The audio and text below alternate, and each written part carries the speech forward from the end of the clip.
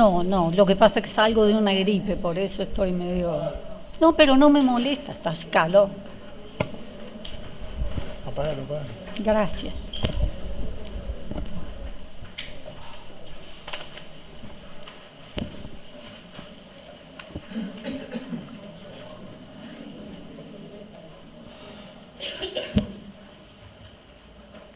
Buen día, formalmente se lo digo. Buenos días. Este es el Tribunal Oral Federal número 4 de San Martín. La convocamos como testigo en la causa 3622 y la que corre por cuerda 3623, a solicitud del Ministerio Público y de su querella. El hecho de que preste declaración testimonial a usted le obliga a manifestarse con la verdad. Si no lo hiciere, podría incurrir en el delito de falso testimonio, que tiene penas privativas de libertad que alcanzan los 10 años de prisión. El falso testimonio, técnicamente hablando, es afirmar una falsedad, negar o callar la verdad, aunque sea una parte de ella. ¿Jura o promete decir la verdad? Prometo. ¿Su nombre completo? Edita Ixa María Bon Esteves. Bien. Siempre le voy a pedir que me hable al micrófono, así que acomódeselo de la manera que le quede. No está fijo, así que de la manera que le quede más cómodo. Cuando llegó, aportó sus datos. Sí. Bien. Yo le voy a nombrar una serie de personas y usted me dirá si las conoce o no las conoce. Marcelo Cinto Curtó, Alberto Sotomayor, Luis Firpo, Eduardo Acheri, Jorge Vano, Roberto D'Ambrosi, Jorge Apa, Raúl Muñoz. ¿Conoce alguno de ellos? Sí, de las audiencias. Bien. ¿Tiene algún interés especial en el resultado de la causa?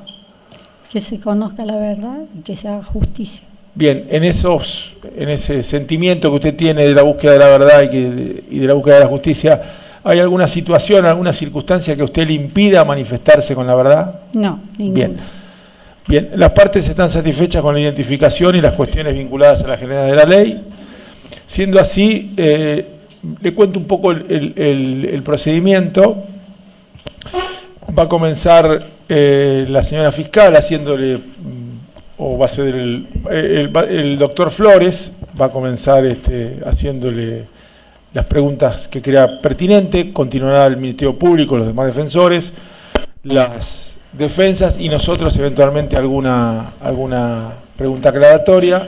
Le reitero esto del micrófono, no va a ocurrir, pero si se suscitara alguna suerte de debate o de discusión, usted manténgase al margen que nosotros... vamos a ordenar la cuestión. No sé si tiene agua. Si necesita más, nos avisa. Doctor. Sí, bueno, a Ixa, también en este caso, esta es la oportunidad para que le relates a la justicia las circunstancias de tu vida a partir del secuestro y asesinato de Guadix y tu propia detención, para que puedas en este momento relatar todo lo que te parezca que sea necesario. Sí, yo voy a empezar nada más diciendo, bueno, obviamente era la compañera de él, no voy a hablar mucho porque ya se han comentado las características, solamente quiero rescatar su sentido del humor, es decir, la alegría, que un humor a veces ácido, pero que era un rasgo característico de él, además del el compromiso político, la pasión por las artes plásticas, esas cosas. Los dos militamos en la JUP, en la Facultad de Arquitectura de La Plata. Después él pidió el pase a prensa entre los compañeros, es decir, que no siguió en la JUP unos meses más. Pasé yo también a prensa y esto habrá sido alrededor del principio del 76. Militábamos en un altillo que había en su casa con otros compañeros, producíamos cosas de prensa pero no teníamos imprenta, es decir, pasábamos originales para otros compañeros.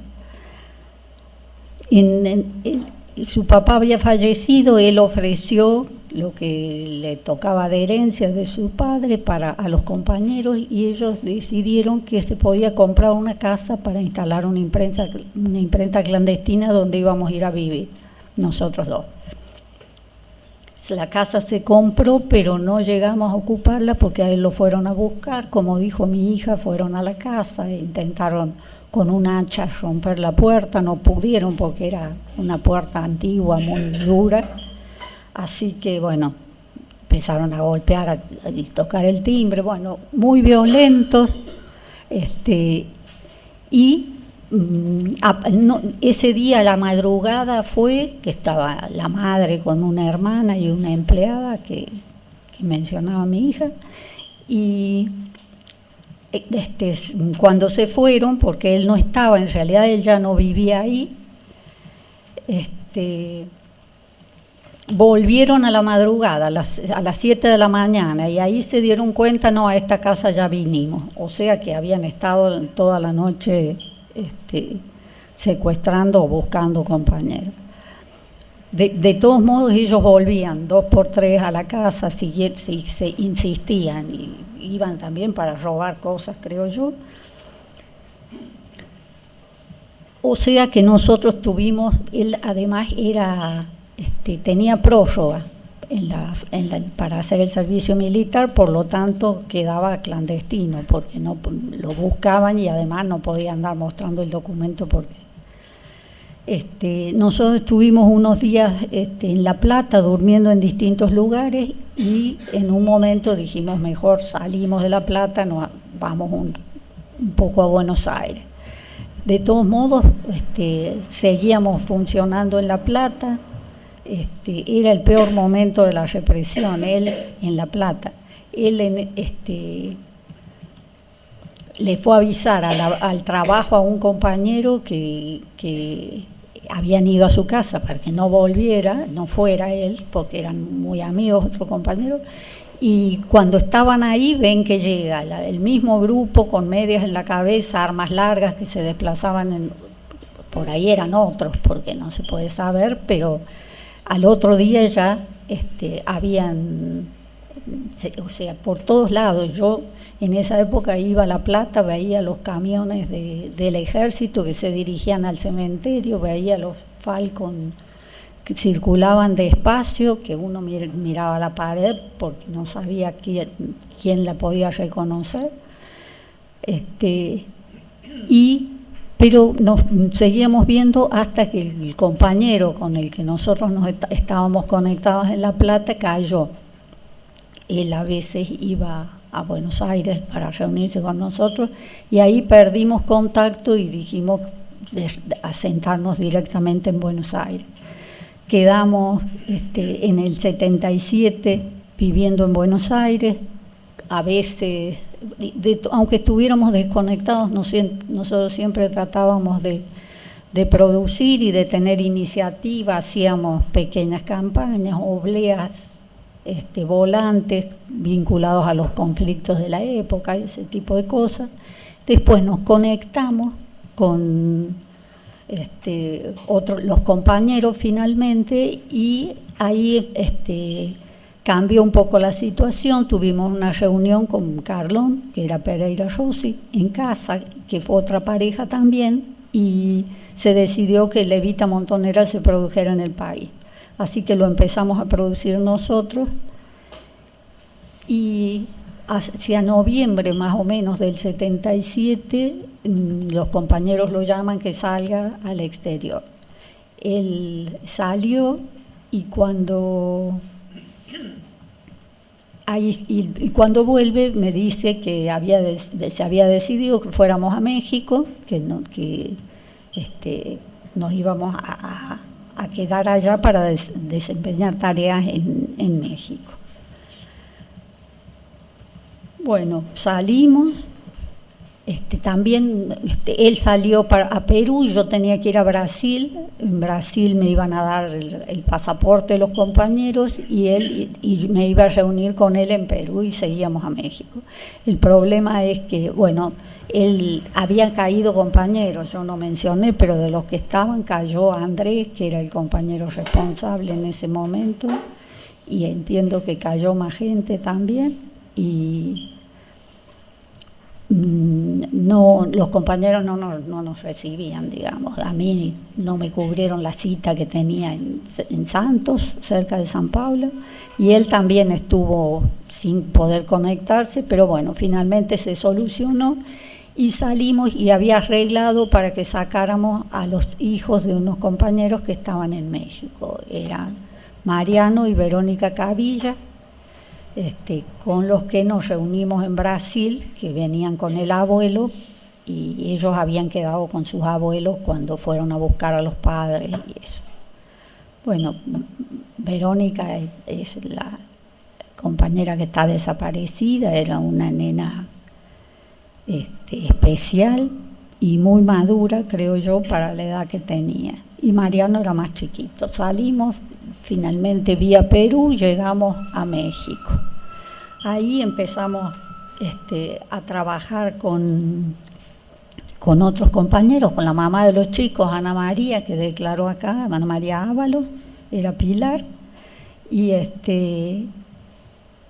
después se sumaron Daniel y Nora, Nora Gilby y Daniel Cabeza, que ellos estaban Paco los había conocido en el movimiento peronista montonero, que pensó que como había mucho trabajo en prensa, que era importante que se sumaran, y los compañeros estuvieron de acuerdo, y empezamos a trabajar en producir básicamente para el país, y hacíamos, además de Levita Montonera, otros materiales. Yo hice curso de documentación para poder mandar las cosas, bueno, para todo lo que estaba referido a eso, quiero decir, de documentación. Y hacia fin de año, bueno, como os he dicho también, eso en prensa fue un grupo muy lindo, era la posibilidad además de compartir tiempo con los compañeros, cosa que en el 76, 77 era imposible, o sea, ya trabajábamos todos juntos. Nosotros alquilamos una casa donde se montó un laboratorio de fotografía, lugares de trabajo. Venía, bueno, Carlón, ellos, después se sumaron Nina y Tono, y Raquel, que era la compañera de Carlón en ese momento. Hacia después de mediados del 78, se empezó a plantear el tema de la contraofensiva, la posibilidad de venir, el agotamiento de la ofensiva de la dictadura y la necesidad de que los compañeros se insertaran en los distintos frentes y aportaran en las estructuras en las que estaban a esa contraofensiva, pero entendida, es lo que yo recuerdo, como una contraofensiva popular de la cual nosotros participábamos, no como un hecho surgido y agotado en acciones nuestras nada más, sino que iba a ser una posibilidad de que montoneros y los compañeros pudiéramos participar y contribuir a eso. Bueno, se decidió que nosotros vendríamos al país. La tarea fundamental que íbamos a tener en ese momento era la impresión de un libro de la Conducción Nacional que se llamaba Montoneros, el Camino de la Liberación. Creo que nosotros salimos habremos salido en marzo del 79, y vinimos a la Argentina. Yo había estado allá por otra cuestión con el Nariz. El Nariz tenía una casa alquilada, la casa tenía una embute y una imprenta adentro. O sea que lo que nosotros haríamos era ir a vivir a esa casa y utilizar esa imprenta para el libro. Así que fuimos a la casa del hermano del Nariz, Cachito Nariz, es Miguel Ángel del Hilo, que está también desaparecido en la causa, y su compañera. El hermano y la compañera fueron siempre muy solidarios, unos compañeros muy cálidos que, bueno, nos dieron la llave de la casa y nosotros teníamos bastante contacto con ellos durante ese tiempo. Bueno, terminamos de imprimir el libro, el 1 de enero del 80 llegó Tono, porque nosotros salimos en el 79, llegó Tono con Nina, los chicos, y también habían vuelto Nora y Daniel. En realidad se quedaron todos a vivir en casa, en la casa esa, salvo Daniel, que no fue ahí, se iba a buscar casa para ellos. Bueno, se demoró un poco la mudanza de los compañeros porque Nina tuvo hepatitis, tuvo que estar en reposo, que estuvo ahí con nosotros, y finalmente se mudaron y nosotros habíamos terminado la impresión, hicimos la distribución a principios de julio. Hacia fines de julio nos llegó un aviso de los compañeros diciendo que nos mudáramos urgente. En realidad la casa era bastante insegura ya. Si bien Nora, por ejemplo, no la conocía, Nina y Tono sí, más el Nariz y la compañera, y no sé quién, si alguien más.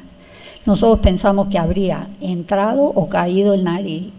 Bueno, pero no nos dieron una emergencia, nos dijeron que nos mudaran. Así que buscamos departamento y nos mudamos a la calle Ubac. Ahí sabíamos, después Tono dijo que iba a salir del país y salió, nosotros nos controlábamos con ellos, pero no, como dijo mi hija, no ubicaban la casa, nadie más. Cuando Tono salió y en determinado momento llega un aviso de que Tono había vuelto y que quería encontrarse con él. Era una cita que la dieron para el día siguiente, eso fue el 25 de agosto, que nos llamó un poco la atención porque en general las citas se armaban con un poco más de margen de tiempo. Bueno, él fue a la cita al día siguiente y que era ahí en Gaona y Nazca y no volvió. La cita fue a la tarde. Yo no me acuerdo muy bien a qué hora, pero bueno, yo pensé, como teníamos un margen nosotros de tanto tiempo más o menos grande, y yo pensé que tendrían mucho para arreglar y ver, porque Tono había salido hacía más de un mes, calculo yo. Después de eso ya me di cuenta que no, que no volvía. Entonces, perdón, una pregunta, perdón la interrupción. Sí. ¿La cita la hace una tercera persona o la hace Tono? No, se hace teníamos los papeles con las citas guardados, medio embutidos, y llegó esa cita. Es decir, la cita número 3, que era ese lugar.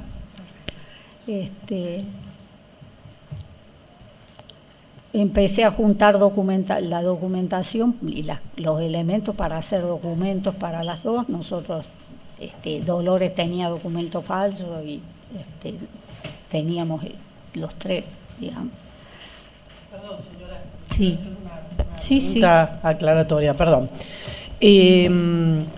Tono es Lires. Alfredo Lires. Muy bien, Alfredo Lires. ¿Dónde iba a ser la cita? ¿Usted la sabía? En Gaona y Nazca. Sí, me la dijo cuando se iba. Muy bien. Porque se fijó el lugar y dijo eso. Muy bien, muchas gracias. No. Bueno, cuando separé las cosas de documentación, las cosas que iba a llevar de mi hija, me di cuenta que tenía un solo zapato, me fui lo busqué porque no la podía llevar caminando me di cuenta que no tenía un centavo, junté unas monedas en una bolsita y me fui primero a buscar el zapato, le escribí una nota a mi suegra diciéndole que lo que dijo mi hija, que ya contándome cuenta que había desaparecido, que hiciera la denuncia, que era lo que se trataba de hacer, no dejar pasar, sino que se sepa que había desaparecido. Y bueno, y ahí me di cuenta que si salía iba a tener que quedar vagando con mi hija toda la noche, porque no tenía posibilidad de ir gracias. No tenía posibilidades de ir a ningún lado. Yo, además, la vez anterior él había vuelto y había habido una falta de coordinación con él, que yo pensé que había caído. En realidad él pensó que ya había terminado los controles. Bueno, nunca lo saldamos a esa discusión, pero yo levanté, saqué todo, pasé todo a los compañeros y él terminó apareciendo. Pero me pasó eso, que yo de nuevo, en esas circunstancias, yo siempre parece que estaba sin dinero, porque me fui a un hotel muy barato y ahí parece que hubo un crimen la misma noche. Fueron alaridos, llamaban a la policía, así que yo saqué mi bolso y me fui, pagué y salí. Y tampoco podía ir a otro, entonces empecé a ir y volver en un tren toda la noche, que era muy sospechoso. Y yo pensé, con lo que tengo que llevar ahora y mi hija en un tren, si es que llegaba a eso, bueno, dije, a la mañana yo había pensado salir temprano, ir a la casa de un amigo, porque en realidad en Capital contacto con compañeros no tenía. La casa de Cachito, que era el hermano de Alfredo de Lilo, Alfredo era Cachito, tampoco, porque no sabía si había caído el nariz. Y pensé ir a la casa de un amigo, muy amigo de Paco, que trabajaba en Buenos Aires, que está en la sala ahora se va a enterar, me parece, y pedirle dinero para poder moverme y buscar una forma donde asentar. También estaba mi hermano, pero yo no podía ir a la casa. Bueno, el tema es que cuando salí a la mañana me quedé con mi hija, terminé de juntar y a la mañana salí. Yo miré, no vi nada raro, estaba aclarando y caminé con mi hija de la mano porque yo iba cargada entre la ropa y las cosas que llevaba y sentí que me inmovilizaban de atrás. Y un grupo de gente que me rodeaba, de hombres que me inmovilizaron. Había un hombre enfrente que vino corriendo y sacó una credencial y dijo, ¿qué pasa acá? ¿Qué pasa? Y se acercó uno de los que me estaban rodeando y le dijeron que se fuera. Deben haber dicho quiénes eran, pienso yo. ¿Este hombre era un vecino? No, que cruzó con una cruzó. credencial, yo supuse que era un policía, un comisario que vino a ver qué pasaba, porque se veía como un secuestro. Era un secuestro, pero se empezó a acercar gente. Llegó una vecina mía. Los sujetos, perdón, ¿cómo estaban? Todos ¿recuerdas? de civil. Uh-huh. Y mi vecina me trataba de defender y les gritaba que me suelten. Como no me soltaban, se colgó del hombro y los golpeaba. Y yo, lo primero que pensé fue que Paco había desaparecido, que ahora desaparecía yo y qué iba a pasar con mi hija. Empecé a gritar, digamos, para dar mi nombre, mis datos y pidiendo que le avisen a mi papá, que vivía en San Luis, pero que era conocido él, con nombrarlo y le iba a llegar. Bueno, entre los gritos de la vecina, los míos y la gente, me apretaron el cuello y ya no me salió la voz y ahí me pusieron en el piso del auto, en la parte de atrás, y me llevaron. Lo último que yo escuché fue el grito de mi hija, que estaba parada y miraba todo, y ahí gritó cuando vio que me sacaba. En el auto lo primero que me dijeron, fue, ¿viste quién te marcó? Yo dije que no. Yo sabía además que aunque no había visto, aunque hubiera visto, esas cosas condenaban de entrada, que lo mejor era nunca mostrar que uno veía algo. Con mi hija... ¿Un solo auto o había más de un auto? Había más de un auto, porque del auto ese no me marcó por nadie, porque yo subí. Y además ellos se comunicaban por radio, decían paquete grande con nosotros, eso, paquete chico con una vecina, vieron que la alzó la vecina. y pusieron la sirena cuando salimos de la zona. Perdón por la pregunta. ¿El auto lo llegaste a ver? ¿Qué auto era? Era un auto particular común, lo que pasa que tenía sirena y ahí no se notó, no se veía.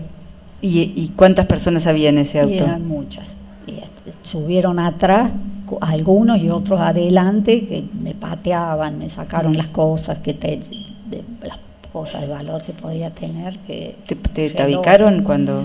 Sí, primero no tenían la capucha, me pusieron una campera y después hacemos campera, dijeron, y después me pusieron la capucha. La capucha verde, de color verde oliva de los militares. Cuando te hicieron esa pregunta, ¿viste quién te marcó? Que se hacía referencia a que había otra persona en el auto. Había otra persona en el otro auto, interpreté yo que me conocía y me había marcado. Perdón por la pregunta esta. ¿Quiénes podían saber dónde estabas viviendo? ¿Quiénes eran las personas? Ellos... el único que sabía dónde vivíamos, porque nos habíamos mudado eso en menos de un mes, era Paco, no, porque los demás compañeros no conocían la dirección.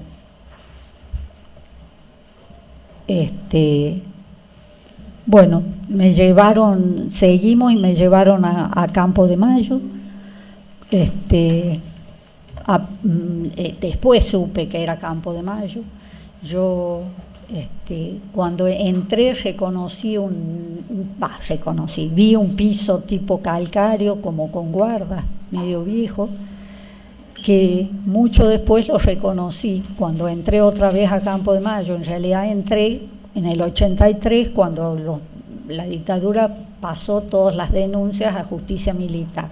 Entonces, como yo había denunciado, me llevaron para que denuncie ahí. Yo me negué porque dije que no iba a denunciar con los mismos que habían cometido los hechos que yo estaba denunciando, pero reconocí el piso, o sea que por ese lugar yo había pasado. Es lo único que vi, porque siempre en Campo de Mayo yo estuve encapuchada y esposada, no podía ver, ni únicamente, voy por parte, porque únicamente vi la persona que comentaba mi hija, que después supe que era Stigliano.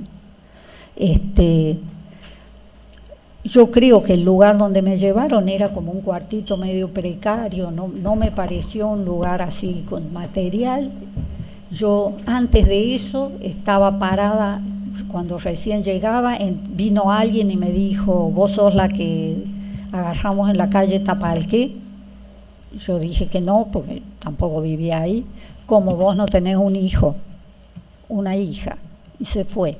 Pero yo registré que había una compañera que vivía en la calle Tapalqué, que estaba en Campo de Mayo en ese momento, y que no hacía mucho, porque si me confunde, me ve que recién llego y me pregunta: ¿vos sos la que agarramos?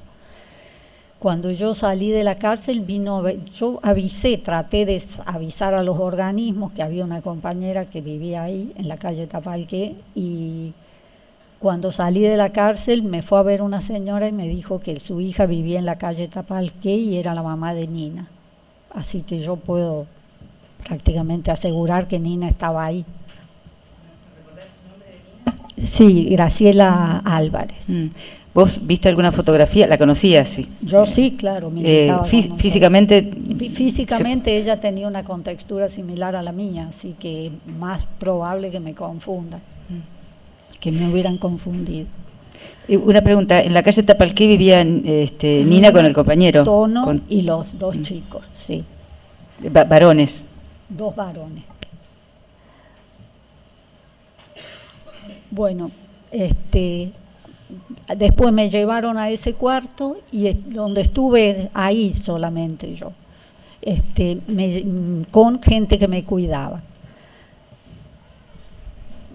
Esta gente eran de los grupos de tareas, preparaban ahí elementos de tortura, uno que estaba limando y hacía una manopla, yo no veía, pero me imaginé que era eso, decía: con esto le rompo la clavícula, y lo probaba en la pared. Me llamó la atención a mí porque ellos usaban nombres, apodos, hacían antiseguimiento, bueno, entraban, salían, iban cambiando, pero hablaban de todas esas cosas, medidas de seguridad, y yo pensaba, ¿para qué hacen eso si ellos entran? Me di cuenta además que yo estaba en una dependencia militar, porque escuchaba voces de mando, marchas militares, aviones que pasaban. Yo pensé que estaba en la escuela de mecánica, porque afuera se sabía mucho de la escuela de mecánica por la gente que había sacado Macera, que liberó gente en el exterior. Cuando decís afuera es en el exterior, o sea, afuera del país. Sí. Una pregunta, vos decís que estas personas hablaban entre ellos. Hablaban entre ellos y se contaban cosas, ¿no? Pues me demoré porque tuve que hacer antiseguimiento por tal cosa, lo despisté, y yo pensaba eso, están en una dependencia militar, tienen todo el poder, digamos, de la estructura del Estado. ¿Y para qué?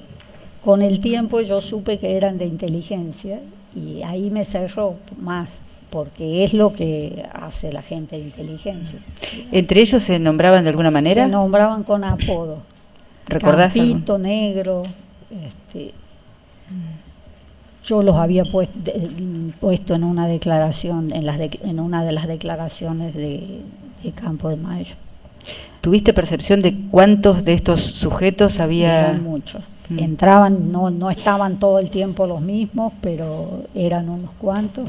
Y eso, se renovaban y todos venían y contaban cosas de lo que habían hecho y era muy... ¿El espacio donde vos estabas era espacioso? Discúlpeme que le interrumpa, hábleme bien cerquita del micrófono porque me dicen que no se escucha bien.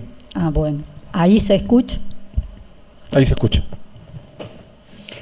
Sí, perdón, preguntaba por el espacio físico donde vos estabas, que había... Claro, yo no pude verlo bien, en realidad me dijeron, por supuesto, cuando llegué con la capucha, no te la saques, no sé qué, yo creí que estaba sola. A la fiscal. Hay que mover el micrófono porque están haciéndose disculpas. Está bien, gracias.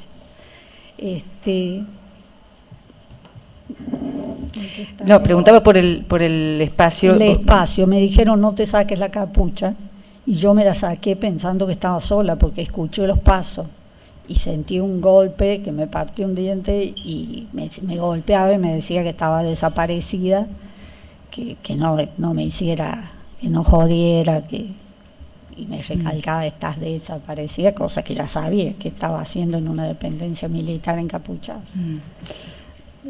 Perdón por la pregunta, ¿llegaste a ver algo cuando te sacaste la capucha? Me pareció ver algo azul de corderoy.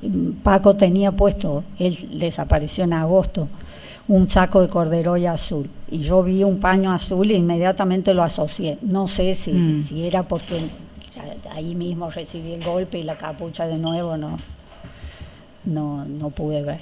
Perdón, doctora, ¿y alguien más en sus mismas condiciones sabía en ese cuartito? No. Siempre sola, encapuchada, sin ver y sin tener contacto, salvo, bueno, lo que voy a decir después. ¿Cuánto tiempo estuviste en este espacio? No, estuve el poco tiempo que estuve ahí, salvo cuando me sacaron esa noche, un rato. No sé si se me ahí está pasando en este espacio te hicieron alguna pregunta, te interrogaron. En realidad me preguntaban sobre las cosas que yo tenía, que yo llevaba. Me preguntaban cuál era yo de los documentos que había ahí, ese tipo de cosas. Una duda me quedó. En un momento vos mencionaste que antes de salir de la casa con Dolores, habías dejado una nota o escribiste una nota. Para la mamá de Paco. La nota nunca la pude despachar, o sea que la vieron. Y yo empecé a escuchar unos gritos de alguien que se acercaba y estaba enojadísimo. Y decía cosas sobre la nota, es decir, decía cosas que decía la nota. Yo vaya con las madres de Plaza de Mayo y qué sé yo. Y cada vez más cerca y yo dije, me va a golpear porque gritaba enfurecido. Cuando llegó al lado mío, que me gritaba así, ¿qué es esto? ¿Cómo escribió? Me sacó la capucha y ahí lo vi. Pero yo, en vez de golpearme, me miró, me volvió a poner la capucha y se fue. Se cayó y pegó la vuelta y se fue. Yo es el único que podría reconocer, y hablando después con los compañeros, yo le había dicho a Ana María Ábalos que le había contado, y ella me contó de Stigliano. Bueno, yo en realidad me enteré antes de Stigliano, porque cuando yo salgo de Campo de Mayo, que me legalizan, él firma la salida mía y el ingreso a la Federal de San Martín, que es donde me mandaron. Era Eduardo Francisco Stigliano, y yo sabía que había un mayor porque ellos cuando hablaban decían, ojo que viene el Yorma, y daba la impresión de que él era el que estaba a cargo. Este sujeto que se te acerca y te dice esto, ¿vos tuviste la impresión de que era una persona de jerarquía? Sí, era de los que estaban ahí, era el más importante, el que estaba a cargo, entiendo yo, porque ellos hablaban de él así, está el Yorma, ojo. ¿Y recordás, perdón por el esfuerzo que te voy a pedir, pero más allá del rostro, recordás cómo estaba vestido, recordás? No, eso no vi. Porque le vi la cara hace un minuto, pero no registro. Sí, que yo le había comentado, decía a Ana, y ella me dijo que vio la foto y coincidía, porque en realidad yo se lo describí y le dije, en realidad es medio parecido a Mendizábal, y me dijo, vi la foto y tenés razón que era parecido a Mendizábal, o sea que era él, era Stigliano, digamos. De todos modos, ¿En alguna oportunidad viste alguna foto? Yo no, pero Ana sí, porque estaba en el legajo, es el que hizo toda el reclamo ese para que le reconozcan la actividad que había tenido con la lucha antisubversiva. Bueno, después de este lugar, después de esto, yo más o menos esas serían las características. Yo lo que me acuerdo que una noche, no tengo muy claro si fue ese día o al siguiente, empecé a escuchar que ponían una novela, la grabación de una novela muy fuerte, y estuvo un rato eso. Y después me sacaron, me dijeron que gire, me giraban, me caminaba, bajaba, agachate. Me daba cuenta, yo me ponían el brazo así, me hacían agachar. Yo entendí que me estaban tratando de desorientar, cosa que era un trabajo inútil, porque yo no me podía orientar con capucho de donde no conocía. Pero también por las voces, no sé. Me llevaron a otra sala más grande. Ahí a mí me parece que me dio la impresión de que había más gente. Entiendo que estaba Stigliano, que es el que estaban en una mesa, a mí también me sentaron ahí en una silla, y yo la impresión que tenía que había más gente, que respiraban pero no hablaban, porque era muy tenso y me preguntaron el nombre, los datos, dónde había empezado a militar. Bueno, y yo dije en la JUP, y empecé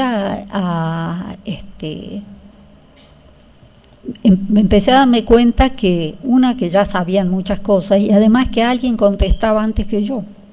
Por ejemplo, ¿qué hicieron cuando vinieron de México? Y una voz decía, Montoneros, el camino de la liberación. Yo dije, saben todo. De todos modos, ellos, por las preguntas y por lo que decían, no sabían nada antes, digamos, antes de México, salvo lo que yo dije ahí, que estaba en la JUP. O sea, perdón, ¿eran varios los que hacían las preguntas o era una misma? Yo creo que era el mismo, y creo que era Stigliano, pero ¿Y la voz esa que vos escuchabas como que contestaba, era una voz que vos asociaste con los interrogadores o con...? Yo en ese momento pensé en los interrogadores, ya saben todo, y se contestan entre ellos. Pero no sé, yo no reconocí. Si hubiera estado mi compañero, él tosía y yo le reconocía la voz, pero yo entiendo que él no estaba ahí. iba a decir algo, pero... Estamos hablando del interrogatorio Sí, que te estaban sí. haciendo y... Sí. Bueno, sí me acuerdo después. Nada de Claro, de que tu vida no sabía anterior. nada de Anterior a México. atrás. Sí. Salvo lo de la justa. Que yo pensé que eso era un legajo. Yo pensé realmente existen los legajos para los desaparecidos, porque me están preguntando cosas mías. No me están pidiendo información de los compañeros ni me están torturando. Yo en todo momento pensé que no iba a salir viva, es decir, que estaba desaparecida ya y además estaba esperando que me lleven a torturar. Cuando me sentaron yo dije, ¿cómo? Acá me llevan a esa camilla o lo que sea, y no, me sentaron en la mesa y Una pregunta, perdón por la interrupción. ¿Las preguntas estas eran para corroborar información o en algún momento yo te creo hicieron- que era corroborar, en realidad las preguntas eran corroborar información de lo que yo me acuerdo y entendí en ese momento era información mía. ¿Te Por hicieron eso preguntas yo pensaba que era para un legajo. sobre tu compañero? ¿Te hicieron alguna No, pregunta? me hablaban de mi compañero, me hablaban de que recién vengo de verlo, está ahí, así que dibuja, se reían, me decían que todos me dijeron, distintos, no sé si todos, pero distintos que estaban ahí, me decían lo voy a ver, no, ahí está bien. O se empezaban a reír entre ellos, que yo no sabía, pensaba, me dicen que está bien y vaya a saber cómo está. Lo de la referencia al dibujo, ¿por qué? También la hicieron, no, la hicieron ellos, yo no me puse a hablar de que él dibujaba ni nada, y ellos me vinieron a decir que así que dibuja lindo, tiene linda letra. Bueno, Con relación a otros compañeros, ¿te hicieron alguna pregunta o alguna apreciación? no. Lo de la calle Tapalqué fue Pero recién. contestaban ellos, es decir, sabían las cosas, porque si estábamos en México, ahí habíamos lo que hacíamos en México, lo del libro. Una pregunta antes de pasar. Hiciste mención a que antes de llevarte a este lugar escuchaste que habían puesto la grabación de una novela. ¿A qué lo vinculás esto? A tapar ruido. Eso es lo único que se me ocurre, porque estaba fuerte y lo pusieron cerca mío y se repetía lo mismo. Fue una tarde, no sé, a lo mejor yo escuché gritos y cosas de todos modos en algún momento, pero no sé por qué ahí. A lo mejor Perdón. pusieron otros desaparecidos que presenciaran eso, pienso yo, porque oía respiraciones y eso, pero no puedo decirlo. Antes de pasar a otro tema, quisiera preguntarle en virtud a las condiciones de su detención. ¿A usted le dieron de comer? ¿Pudo dormir? ¿Sobre qué? ¿Sobre algún colchón? No me dieron de comer nunca. En realidad una vez uno vino y me dijo, tomá, que ellos estaban comiendo postre Balcarce, y me dio un pedazo y yo no quise comer con ellos. Y dije, no, gracias. Y me dijo, si yo te digo, te lo comes. Y yo dije, bueno, pero no me siento bien y si vomito, y yo pensé, con la capucha no van a querer que no voy a poder limpiar. Y entonces se volvió con la comida. No, pero nunca me ofrecieron ni agua ni nada. Bueno, al día siguiente, creo que fue a la noche, después de eso me preguntaron, volví al mismo cuarto que había estado, me preguntaron con quién quería que quedara mi hija. Yo en general no les creía nada, pero eso pensé que podía ser cierto que la entreguen, porque yo conocía casos. Una amiga mía en San Luis quedó desaparecida, pero le entregaron el nene a la madre. Y yo dije con mi suegra, porque yo tenía un hermano en La Plata también, pero él era joven, es joven, bueno, ahora ya no es joven. y dije, le va a traer problemas. Entonces, mejor mi suegra. Y le di el nombre de ella, nada más. Supongo que le puedo haber dado el teléfono, la dirección, no me acuerdo, porque nosotros funcionábamos ahí. Pero después, cuando, como dijo mi hija, cuando la entregan, ella tiene colgado el número de teléfono de una tía, que era escribana, que yo la conocía, pero como Cookie. No sabía ni la podía buscar en la guía siquiera, no sabía el número de teléfono ni el nombre. Y ella aparece con ese número de teléfono. ¿Quién sabía el nombre de teléfono de esa escribanía? El único que lo podía decir es Paco, porque él sí, era su tía y él tenía contacto. Uh-huh. Y además porque iba a manejar la situación mejor que la mamá, que ya con todo lo que le había pasado en la casa del 76. Cuando te preguntan sobre con quién querías que dejaran, ¿te hacen alguna referencia de dónde estaba? ¿Te dijeron nada? No. ¿Te hicieron referencia que estaba ahí en ese lugar? ¿O no. tuviste...? Yo supe después que al rato que yo me fui, la fue a buscar el ejército a la casa de una vecina, la vecina que la llevó, y se la llevó no sabemos dónde estuvo. Lo que yo sé que hasta el 80 funcionó en Campo de Mayo una guardería, que había monjas, así que pienso que pude estar ahí. Pero ella no salió bien, no sé qué vio, pero fue poco tiempo, pero salió muy bloqueada. Para que una nena de 1 año y medio no pueda llorar, es muy, muy raro. O si no, dice que le caían las lágrimas, pero no hacía ningún gesto. Yo pienso que se la han mostrado al padre y ahí ha pasado, no sé.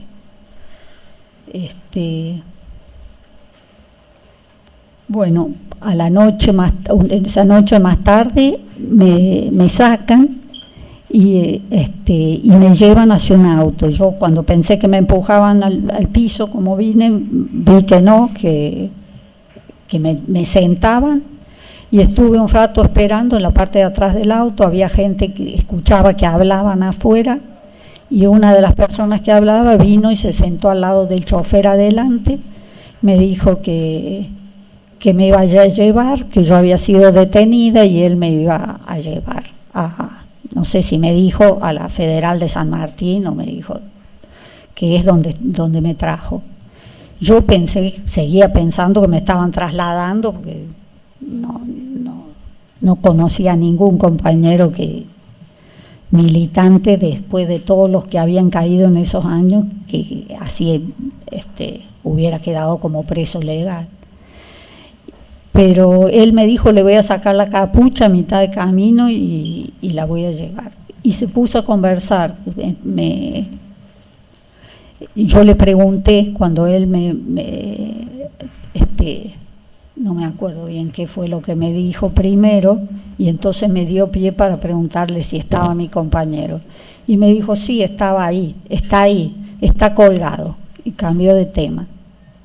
Yo en ese momento no sabía, que pensé que estaba colgado por la tortura, pero después supe que significa lo que decía mi hija, que no se sabe todavía qué pasa. Cuando dijo está ahí, se refería a ese lugar de donde te fue a buscar, ahí, o sea, Campo de Mayo. Sí. Y bueno, después se puso a hablar de cuestiones políticas, de que él no estaba de acuerdo con las desapariciones, bueno, ese tipo de cosas. Me trajeron a San Martín, a la Federal, ahí estuve, no sé, una semana, no sé cuántos días. También estuve sola y bueno, y me tenían con una esposa que me ponían en los pies porque en las manos se me salían, y me trajeron otras especiales que se achicaban y se clavaban así. Estuve amarrada por ahí a un catre y tampoco me daban de comer, pero los presos comunes eran muy solidarios, me vieron y me acercaban algo de comida de ellos. Bueno, yo de ahí, cuando vi realmente, porque cuando me sacó la capucha y volví a ver los árboles, no terminaba de entender. Este sujeto que te sacó que era el que estaba hablando afuera del auto y que después ¿Era el que manejaba el auto o era...? No, era el jefe de la Federal de San Martín, que se llamaba Roberto Álvarez, y también murió ya. Este era el que hablaba... Hablaba con la gente, estuvo hablando un rato con la gente de Campo de Mayo. Y es el que me dijo que estaba colgado. Sí, y también aceptó que estaba ahí.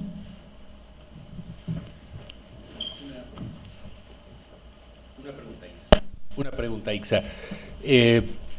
¿Pudiste a través de otros detenidos hacer llegar a familiares algún tipo de mensaje durante ese periodo que estuviste en San Martín? Sí. En San Martín. Sí. Yo, claro, yo quería que los reclamaban y tuviera la posibilidad que me habían dado a mí, entonces quería avisar porque mi familia por ahí no, y mandé un mensaje con los comunes, que les di un teléfono para que avisen, con un policía que yo me di cuenta que me tenía lástima y me trajo un pedazo de pan. Y me dijo si necesitaba algo, y yo le dije sí, que llame a este número, yo no sé si llamo. Y después cuando me fue mi hermana y mi papá, que habían dado positivo el habeas corpus, lo que contó mi hija, que me dijeron si quería algo por la nena, no sé, cómo, que me avisaran, que fue el gran alivio para mí, porque yo pensaba, no sabía todavía que... Y pensaba, cuando estaba en Campo de Mayo, pensaba que le iban a adoptar marinos, que era lo que se sabía afuera, que pasaba. Y entonces ahí les mandé a decir que le busquen el juguete y el mono, y mi hermana captó el jefe de la Federal también, que se enojó. Eso me contó después mi hermana. Bueno, después yo estuve en otra dependencia que era ahí frente al Colón, que no sé bien qué era. Cuando estuviste en San Martín, ¿tuviste alguna, esta persona Álvarez, volvió a hablar con vos? ¿Hicieron algún sumario, alguna documentación? Debe haber hecho, sí. ¿Vos firmaste? Sí, porque yo llegué detenida primero a tribunales y después a Devoto. ¿En algún momento te hicieron firmar algún papel durante este tiempo de...? Bueno, ese interrogatorio cuando terminó, el que yo decía que contestaban y eso, firmé, pero firmé con la capucha. Yo no sé si firmé eso, si decía algo más o menos. Hablaban entre ellos. Bueno, y después fui a Devoto.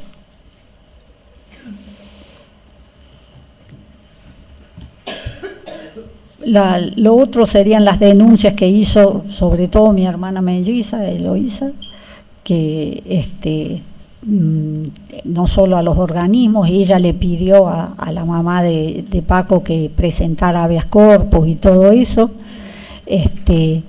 Mi hermana fue al MED, al CELS, a la Liga por los Derechos del Hombre, hasta se comunicó con Miñone y él le dio el teléfono de la CID, o sea que ella llamó y hizo la denuncia directamente allá, a la conferencia episcopal. Gracias. Miñone le dijo que él viajaba a Washington en noviembre del 80 y que iba a llevar el caso, y lo hizo. Después de eso, el coloquio de París sobre desaparición de personas, y después fue a la reunión de la Comisión de Derechos Humanos de la OEA. Y en todos esos lugares presentó el caso de él. También, mi hermana sacó la noticia en Buenos Aires Herald, y creo que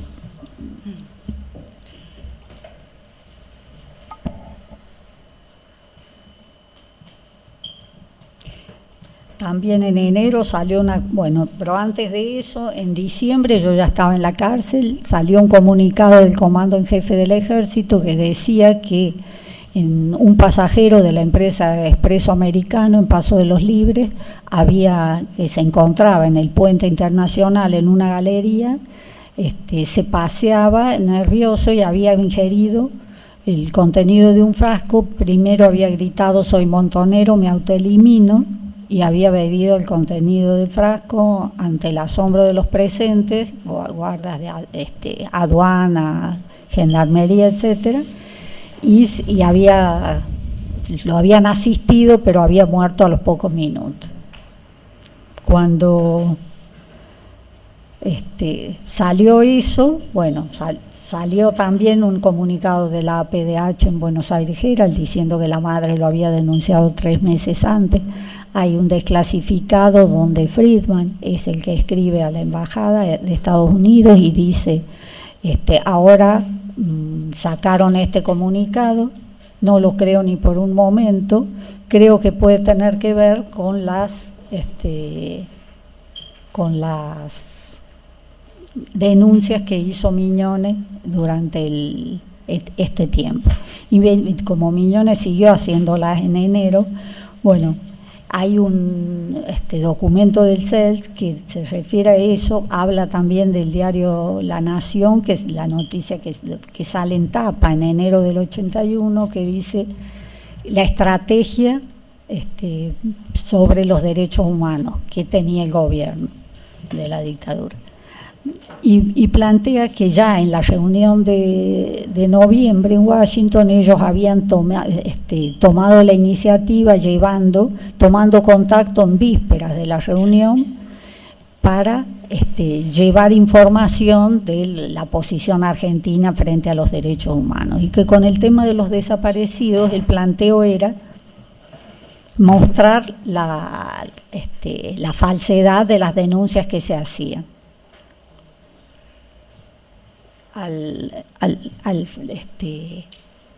En ese marco es que nombraban el caso de Guadix como un caso típico de que se había suicidado porque operaba en la clandestinidad, cuando organismos de derechos humanos lo denunciaban como desaparecido.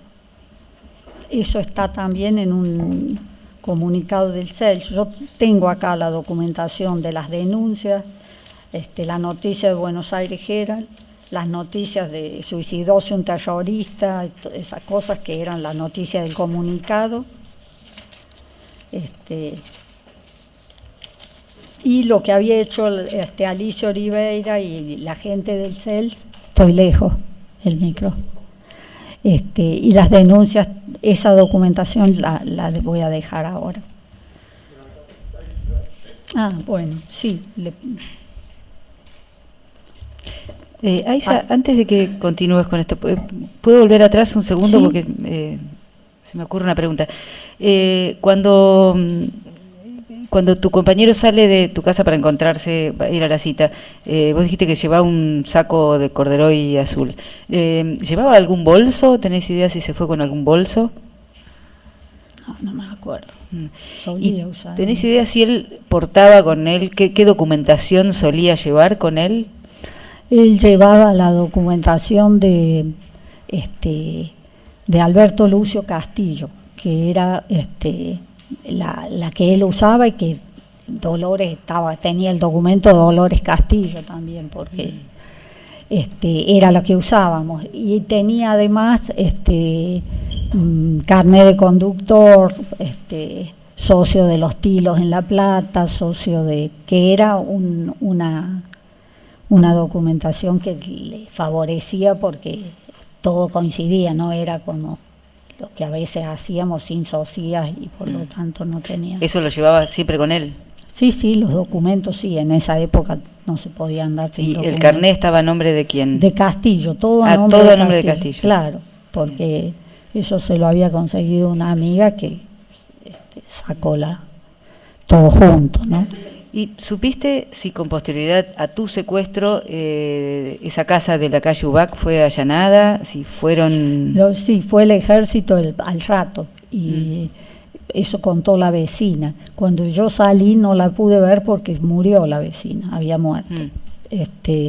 pero sí la familia cuando fue le dijo eso, y sí, que le mostraron que en casa había cosas de material subversivo, digamos, en esa época.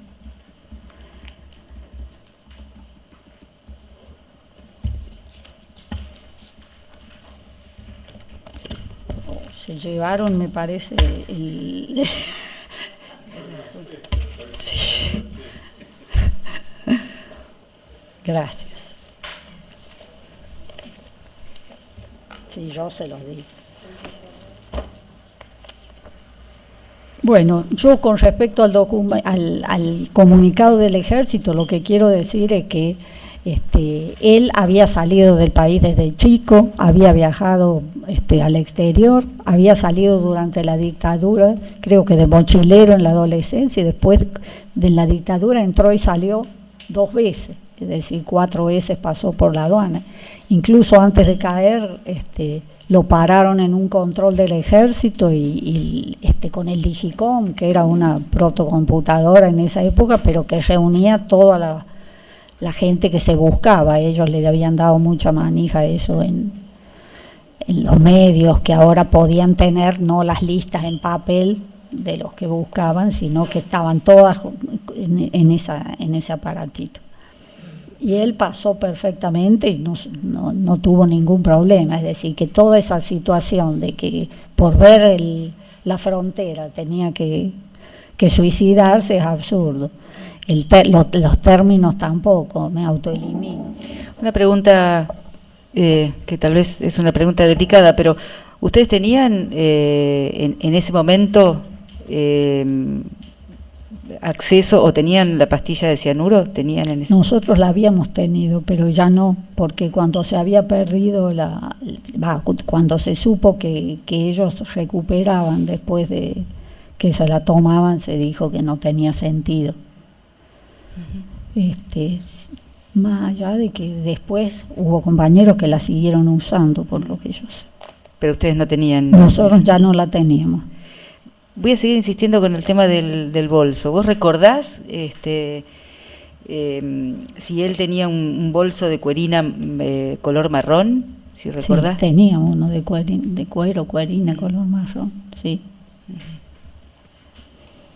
Sí, el comunicado dice que él llevaba material para recibir en clave por radio, cosa que no recibíamos en clave, teníamos otro tipo de controles, y que tenía, no sé si material y algo más, pero lo ponen como mostrando que era un subversivo, un terrorista y que se suicidó.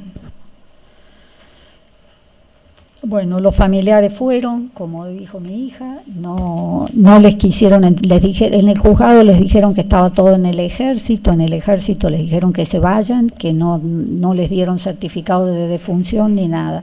El CEL presentó un escrito, se lo presentó al juez del habeas corpus, creo, diciendo que entreguen los restos a su familia y presenten el informe de la autopsia. Pero el juez se declaró incompetente, mandó al otro, y lo único que sacaron es que desviar a la justicia militar para que investigue el abandono de una menor en la vía pública.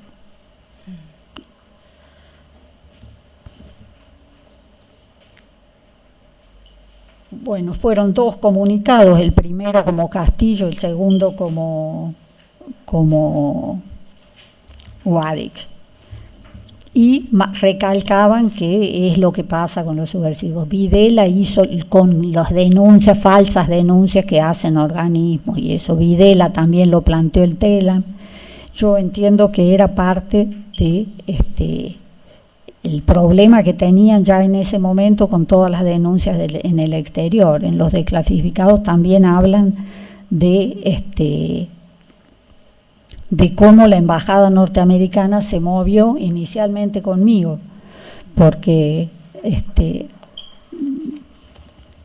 reclamaban y preguntaban por cada caso que se daba. Entonces ya es en ese momento, y con esa estrategia que tenían de tratar de revertir la situación en los organismos internacionales, creo que fue también la forma de ratificar su política, de que no, con respecto a los desaparecidos.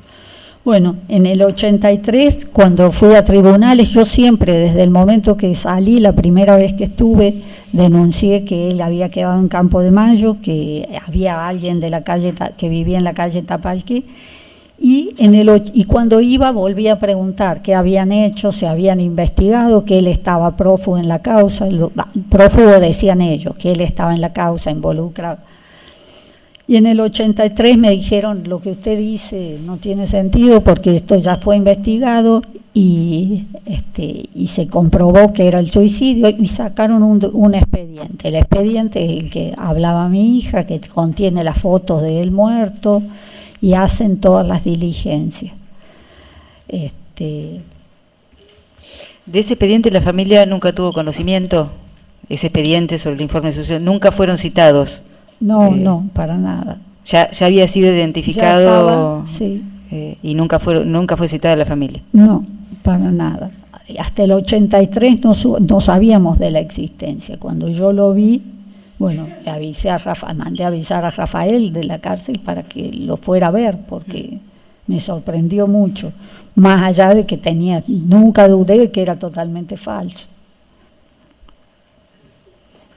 Bueno, sobre el expediente ese habló un poco mi hija. Yo diría que más allá de todas esas medidas, de las impresiones digitales y todo, los testigos, de 9 testigos, había 2 de aduana, los demás eran de gendarmería, salvo otro que era de inteligencia del ejército. Y la versión que dan en general es la misma del comunicado, que veían a alguien, bueno, sí, con mínimas variantes, todo más o menos reiteraban todo lo mismo. Nosotros, yo cuando salí de la cárcel, intenté buscar un abogado en Paso de los Libres para que pedir la identificación, y si era el cuerpo llevarlo a La Plata, y yo pensaba que se iba a poder ver ahí si estaba, había tenido una muerte violenta, tiros, etcétera. Pero el abogado renunció, me dijo que le llegaba todo lo que yo le mandaba, los sobres abiertos, rotos, que él veía cosas raras y que no iba a seguir con eso. En julio, porque yo estaba trabajando, pude viajar para tratar de hablar allá con un abogado, y tampoco quiso tomar la causa, otro que vi, pero un detalle, que me siguieron todo el camino, desde Río Gallegos, que yo me había ido a vivir, la misma persona tomó el avión hasta acá, de acá Paso de los Libres, hasta el cementerio me siguió, porque yo, después de hablar con el abogado, pasé por el cementerio, ubiqué la tumba, me ayudó la persona que estaba ahí, tenía la cruz que habían puesto los familiares, y les dije que a ellos les habían comentado que lo vio, la persona que trabajaba antes, que lo había descrito, que era él el que habían llevado ahí, y me dijo, eso es una mentira, ¿cómo lo van a ver? Yo creo que sí, creo que estaba sin cajón, por eso lo vio, porque a los compañeros los enterraban muchas veces en fosas comunes y sin cajón. Yo hablé con Maco del equipo de antropología forense acá, y él me dijo que después de 29 años, que es cuando se hizo la exhumación, no se podía determinar bien si había habido o no cajón. En el expediente hay un trámite en la municipalidad, consiguen el cajón, etc. Pero nosotros en el 98 iniciamos una causa en Buenos Aires, que era donde él había desaparecido, con el juzgado de Bonadío, pero no se tomaron medidas. Después pasó al hijo, el hijo se declaró incompetente, y bueno, como dijo mi hija, nos presentamos como querellantes en Paso de los Libres. Ahí hicimos todas las entrevistas con los supuestos testigos y responsables de eso. Pedimos otras medidas, las pedía Rafael, el abogado, como por ejemplo quién había firmado el comunicado, y del comando en jefe, contestaron y si tenían dijeron que el comando había mandado a destruir toda la información que habían producido cuando terminaron, y que la gente que firmaba el comunicado no pertenecía a la fuerza, o sea que puede ser los abogados esos, no sé qué decía mi hija. En las entrevistas de los testigos entrevistamos, por ejemplo, a Mabaragaña, que era el jefe de área del ejército. Él, Perdón, una pregunta, cuando te referís a entrevistamos, ¿quiere decir que es porque como querellantes podíamos estar? Entonces, por eso, pero, o sea, esas personas hablaron ante el juez. Hablaron ante el juez, no, declararon. O sea, no hablaron directamente con ustedes, sino ante el juez. Son las declaraciones. Con el juez, y declararon, porque nosotros pedíamos que lo citen y hablábamos con ellos. No hablábamos, hablaba Rafael y nosotros también podíamos hacer preguntas. Bueno. Si puede apagar el micrófono mientras la testigo habla, porque tiene ese zumbido o acopla y no puedo escuchar bien. Gracias. Bueno, Mabaragaña era el jefe de área, es igual, a lo mejor hablo muy cerca, no sé.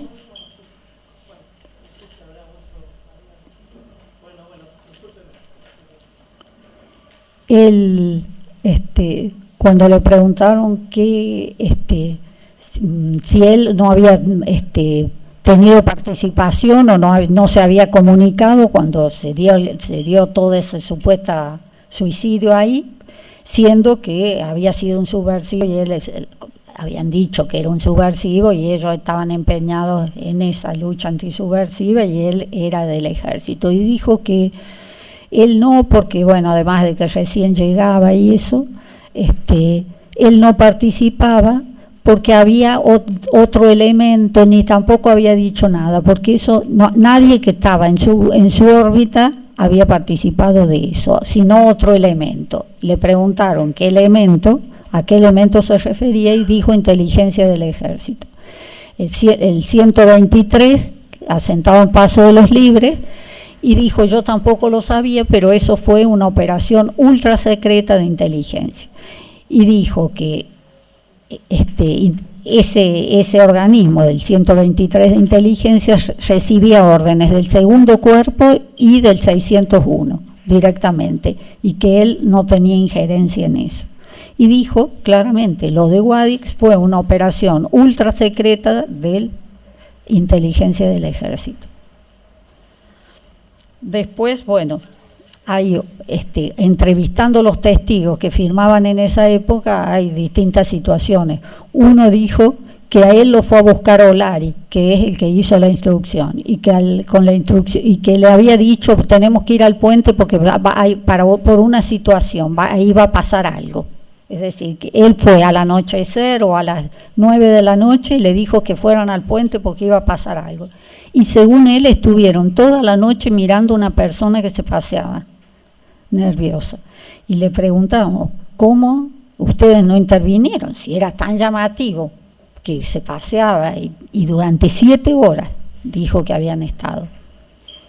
Y dijo: no, Olari nos dijo que teníamos que mirar y nada más. ¿Recuerda el nombre de este testigo? Sí, Natividad de Jesús Pérez. Era gendarme. Otro testigo también dijo que él no iba a ratificar eso porque en realidad le habían dado todo eso está en el expediente de la querella cuando lo entrevistamos. Porque él no podía ratificarlo porque había firmado una declaración que ya estaba hecha, que se la dio a Olari para que la firme, y que él firmó porque pensaba que si su jefe la había hecho, decía la verdad, pero que no podía ratificar eso. Nosotros a los testigos les preguntábamos si ellos tenían conocimiento de que la inteligencia del ejército tenía una oficina en el puente internacional, que era donde llevaban a los marcadores, y él la identificó. Esta persona dijo, la que dijo que él no lo había declarado, que lo habían hecho firmar eso, dijo: sí, estaba en tal lado, ubicó el lugar, en la galería, entraba por la guardia, dijo que iba gente de civil y que no tenían trato con ellos y que supuestamente llevaban gente parados del lado de donde podían ver los que ingresaban sin ser vistos, digamos. Pregunta, ¿recuerda quién era este testigo? Era Ignacio Gutiérrez.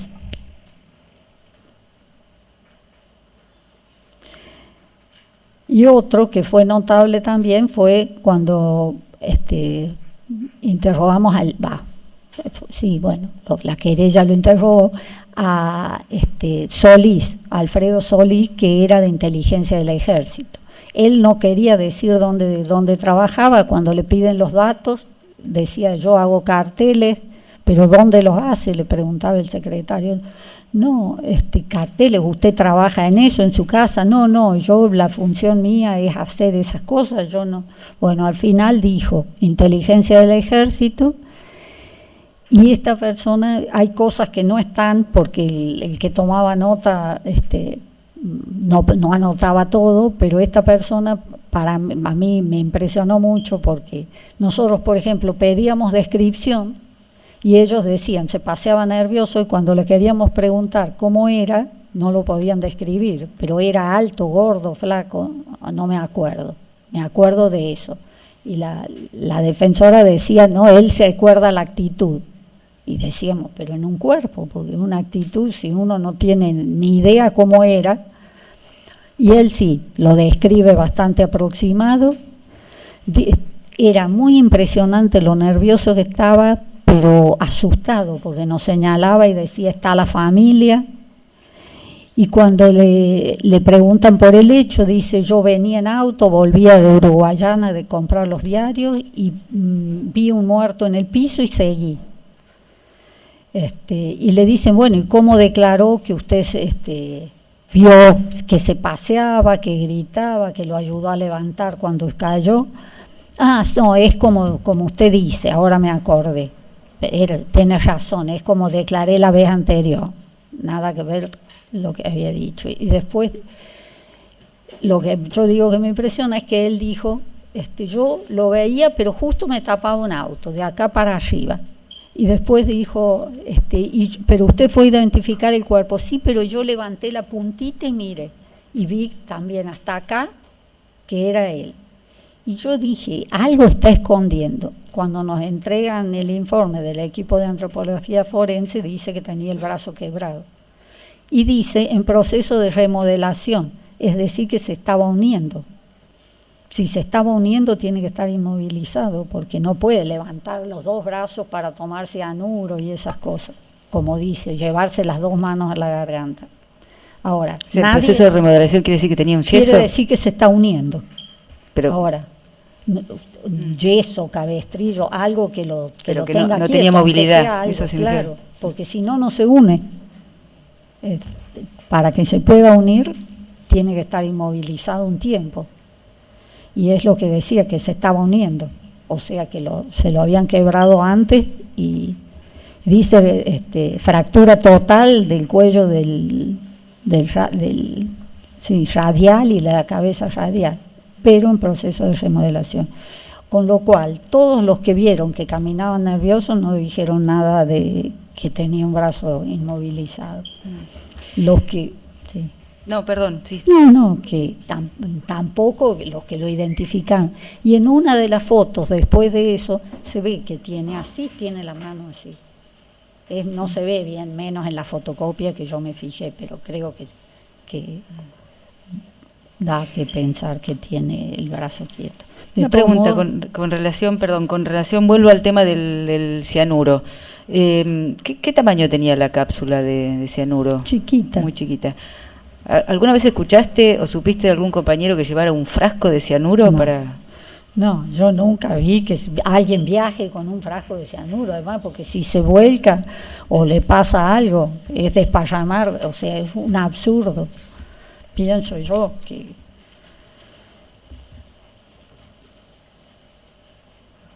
Bueno,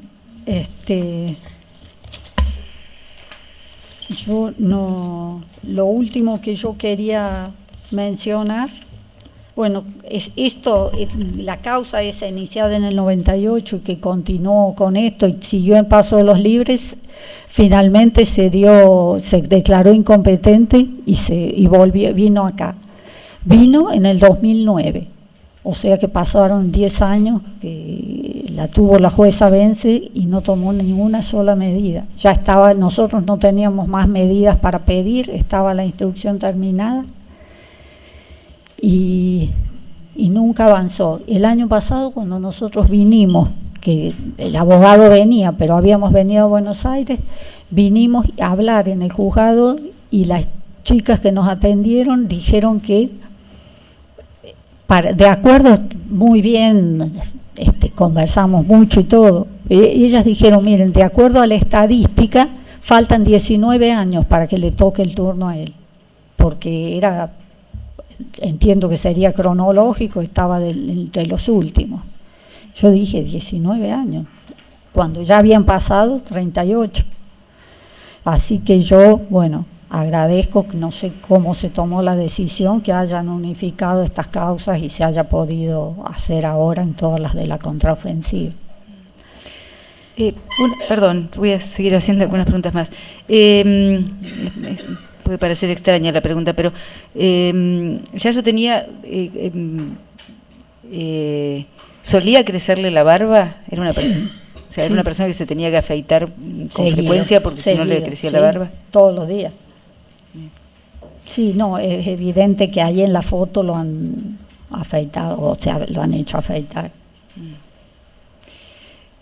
Otra pregunta, es en relación a... ¿Te hicieron consejo de guerra?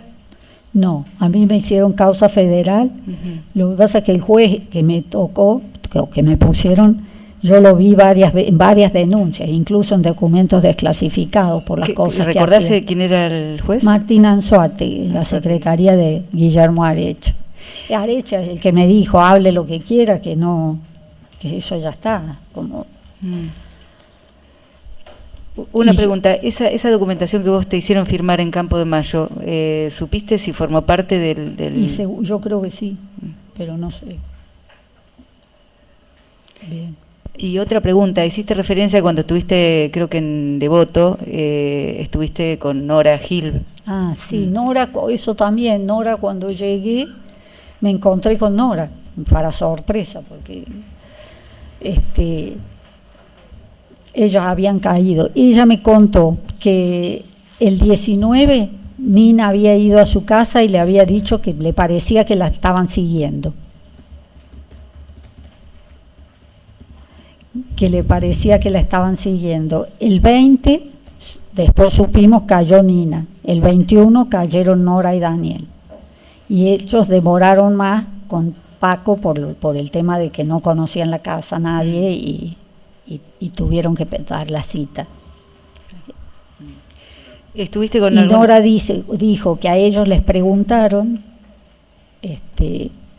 por él, que les preguntaban mucho y les dijeron que lo describan y ese tipo de cosas, y después pasaron unos días y no preguntaron más, con lo cual ya es cuando ya lo tenían, entiendo yo, porque ella cae el 21. Además de Nora, ¿recordás alguna otra persona con la que hayas compartido el cautiverio en Devoto, que estuviera vinculada?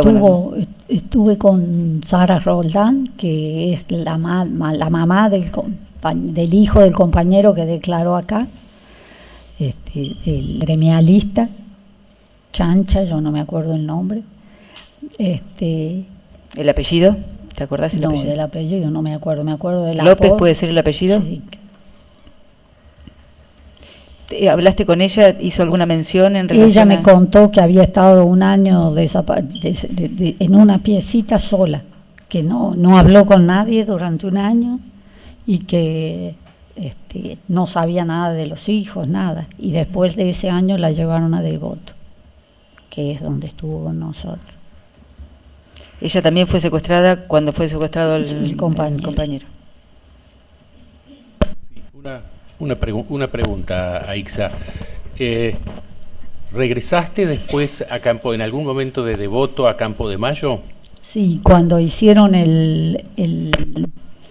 pasaron las causas a la justicia militar y ahí me citaron en Campo de Mayo, que creo que ya lo dije, ¿o no?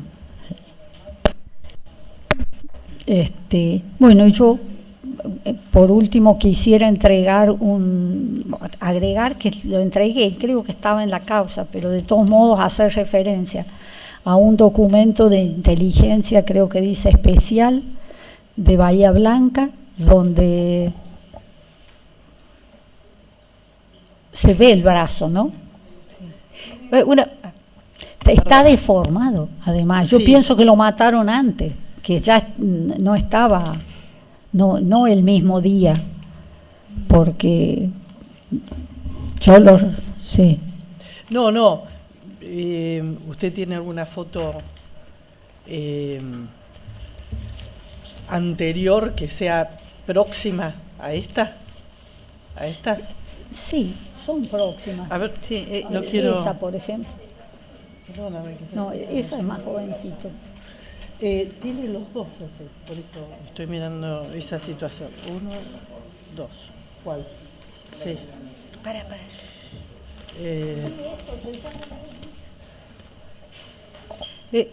No puedo hablar. No soy ni perito ni nada, pero solamente para ver. Sí.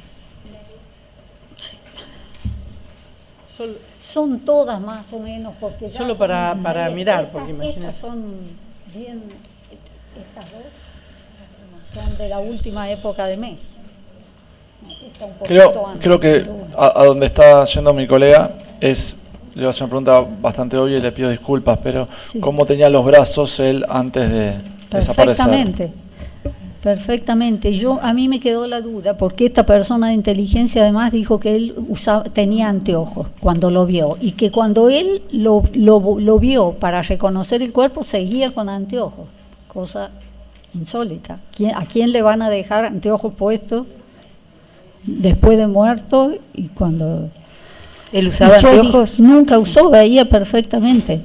Y yo me rompo la cabeza pensando ¿por qué quería ocultar con los anteojos? Algo en los ojos, de todos modos los tiene cerrados ahí. O sea, señora, usted cuando hace alusión a la fractura ¿de qué brazo habla?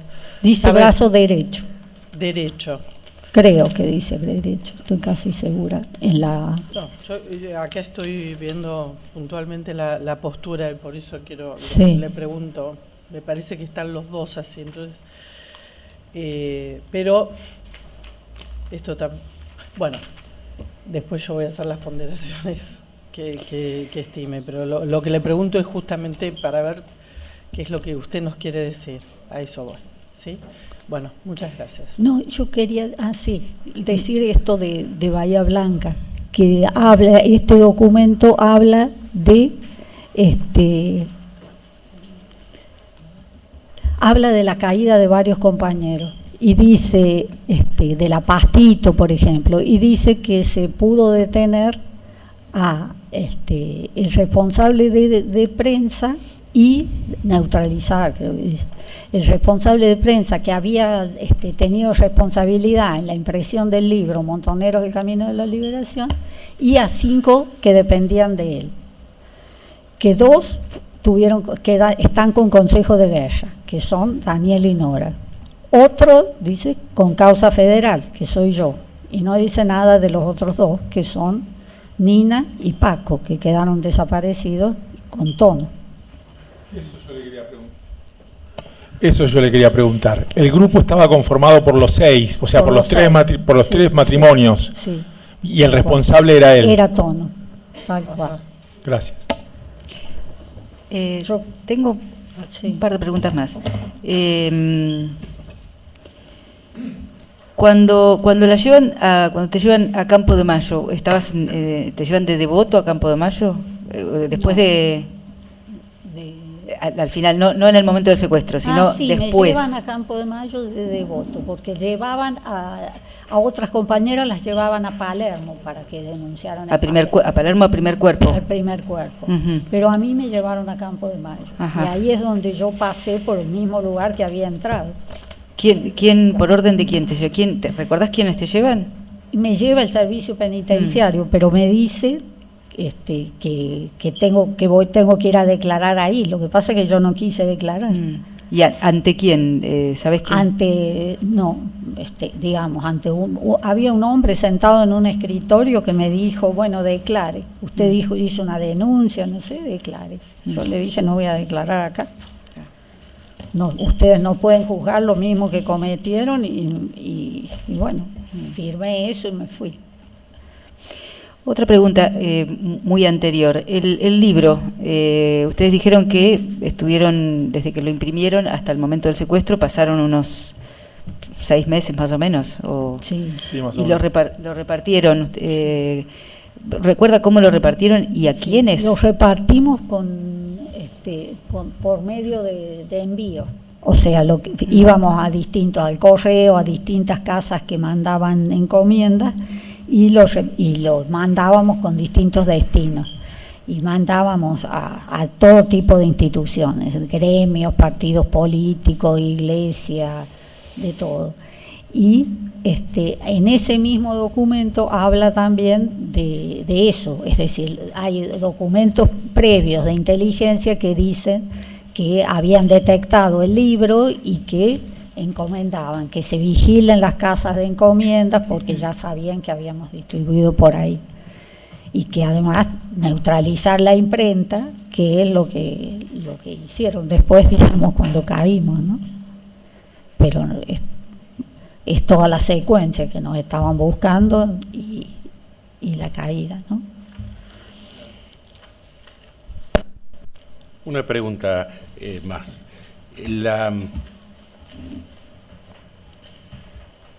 Sí, ¿en México conociste o trataste a otros compañeros tuyos que hayan participado también a su vez de la contraofensiva? Sí, además de Carlón, Raquel, Mendiz. Además del grupo, Carlón, Raquel, yo los tengo por ahí anotados mejor.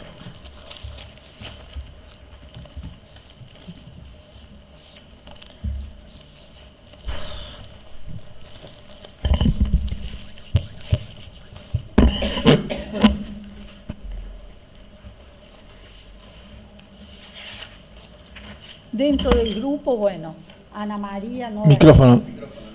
Ana María Ábalos, Nora Gil, que era Diana, Pereira Rossi, Carlón, Verónica Cavilla, Cecilia, Silvia Tolchinski, que fue a vivir con nosotros a la casa con los 3 chicos, Graciela Álvarez, Nina Obocha, Alfredo Liri, Estona Juan, Daniel Cabeza, Raquel Settels, Raquel Horacio Mendizábal, que también iba más a la casa.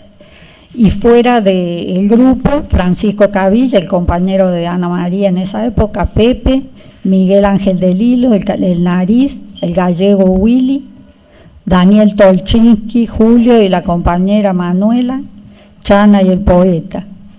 Y después, bueno, a Federico Frías lo conocía de la JUP y Julio Suárez de San Luis, que era de San Luis. ¿A Freddy lo conocías de acá, de la Argentina? De la Argentina, de la JUP, era Freddy de Económicas en esa época. ¿De dónde? ¿De qué zona? ¿De Capital? En La Plata. En La Plata, perdón, de La Plata. ¿Y a Suárez? Claro, de San Luis. De San Luis, yo soy amiga de la mamá, de la hermana. Está bien. La esposa.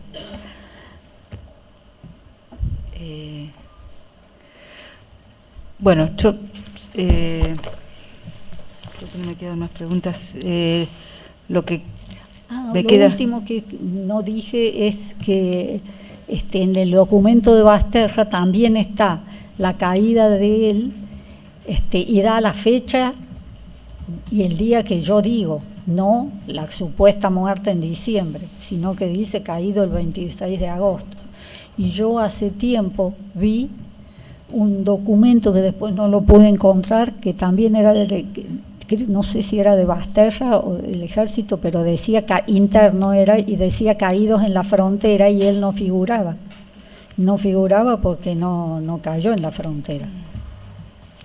No recuerdo si dijiste, ¿cuándo te sacan, cuándo vas a Devoto? ¿Te acordás la fecha en que vas a Devoto? Y más o menos alrededor del 15 de septiembre, después, por ahí, creo que el 15. Bueno, ahora sí, quería preguntarte lo que siempre suelo preguntar, y es en relación a las consecuencias que tuvo para vos y para tu hija. Perdón, doctora, quizás mejor después de la ronda de preguntas, así que hace el cierre. Sí, ¿No? perdón. No. ¿Doctor? ¿Doctor Yonto?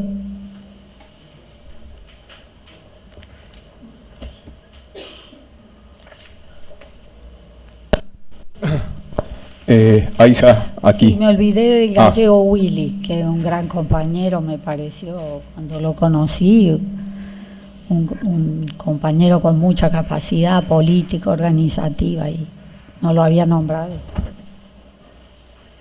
Sí, disculpa. Bueno, buen día, gracias por dar nuevamente tu testimonio. ¿Vos en algún momento tuviste alguna reunión con un periodista? Sí, con el periodista que le entregó el documento, el de Página 12, Rodríguez. Uh-huh. Nos juntamos con él, conversamos varias veces, sí. Bien, ¿y él qué referencia te hizo a ese documento? Él dijo que se lo habían dejado en Página 12, uh-huh, y que, bueno, lo que todos suponíamos, que eso era de un grupo de inteligencia, porque además denuncia corrupción, un montón de cosas en eso, además de dar información de distintos casos, como decía ella, la señora de Molfino, habla de la Pastito. En eso asocia ahora. Sí, decir. ¿Hasta ahí era la pregunta? No, lo que ibas a decir. No, que me acordé que el documento de inteligencia, cuando habla de la Pastito, dice que se tomaron la pastilla, se autoeliminaron. Usaron el mismo término, ¿no? Que evidentemente es común para ellos, porque en el lenguaje corriente lo usan. Bien, gracias. En la documentación estaba esta foto, no creo que usted quiera... Claro. Sí. Esa se cayó. Que está con Verónica, sí.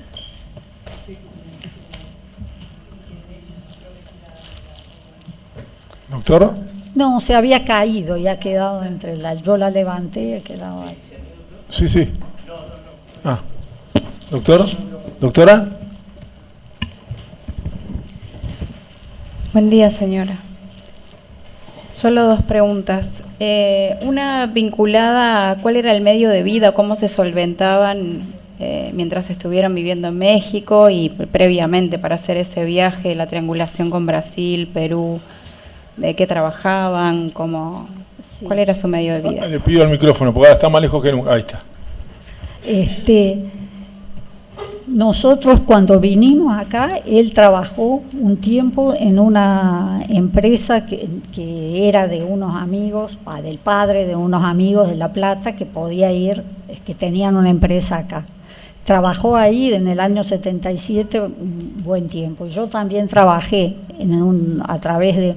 Lo que pasa es que tenían que ser trabajos que no nos expusieran y que pudiéramos no dar nombre y apellido. Y después, cuando nos comunicamos con los compañeros y empezamos, ellos nos mantenían y no teníamos inconveniente, pero tampoco teníamos todo lo necesario. Cuando no estábamos enganchados, y incluso estando en determinados momentos por dificultades, la vida clandestina es dura. Nosotros llegamos a comer polenta de desayuno, almuerzo y cena casi una semana. Después él inventó ponerle un poquito de cebolla arriba y mandarla al horno. Es decir, no es que vivíamos. Después, estando con los compañeros, no nos faltaba nada. Y en México lo mismo, estábamos trabajando en eso. Y cuando volvimos, cuando yo caí, yo estaba trabajando. Ahí mi hermana, porque sabía después que yo le había contado, que yo trabajaba pero en una casa donde bordaba con un telar sueco que aprendí ahí, que no tenía ni idea, pero era una casa que me permitía no estar en contacto con más gente. Gracias. Y una última pregunta. Cuando estuvo en Campo de Mayo, habló de un grupo de tareas, contó que estaba atabicada y dijo, con el tiempo supe que eran de inteligencia.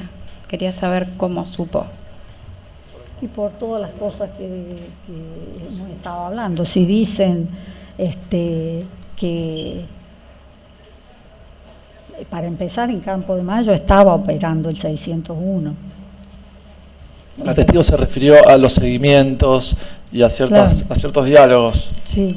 Algo más tal vez relacionado con eso, que haya escuchado. Claro, que en realidad, si uno lee una novela policial, esas cosas las hacen en todos lados la gente de inteligencia, no cualquier policía ni cualquier otro. Por eso lo dije. Gracias, no tengo más preguntas. Gracias, doctor, también por la acotación. ¿Quiere agregar algo más, señora? Si me permiten una reflexión mínima sobre la contraofensiva. Yo,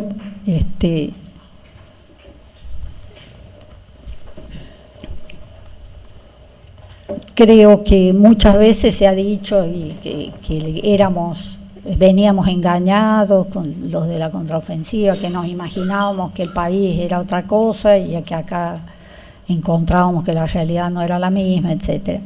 Yo eso lo he escuchado desde esa época hasta hoy muchas veces. Yo creo que esa idea en general no siempre surge de gente malintencionada, sino que es muy difícil entenderlo hoy. Es decir, cambió mucho el clima de época desde hace 40 años hasta hoy.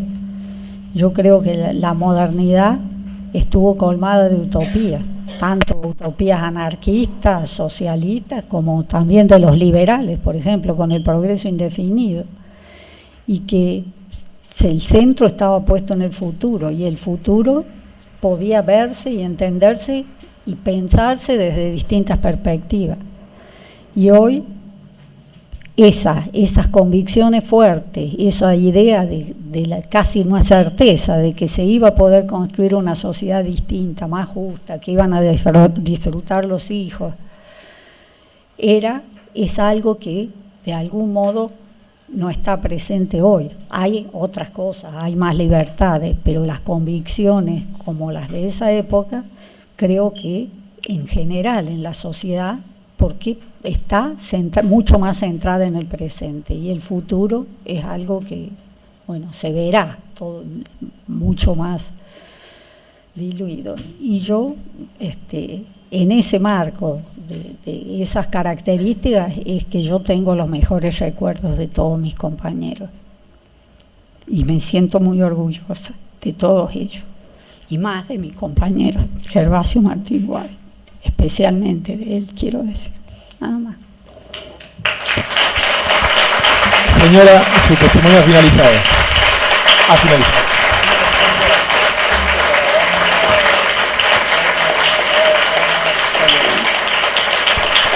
Hacemos un cuarto intermedio de 2 minutos. Dos. Sí, 2 es 4.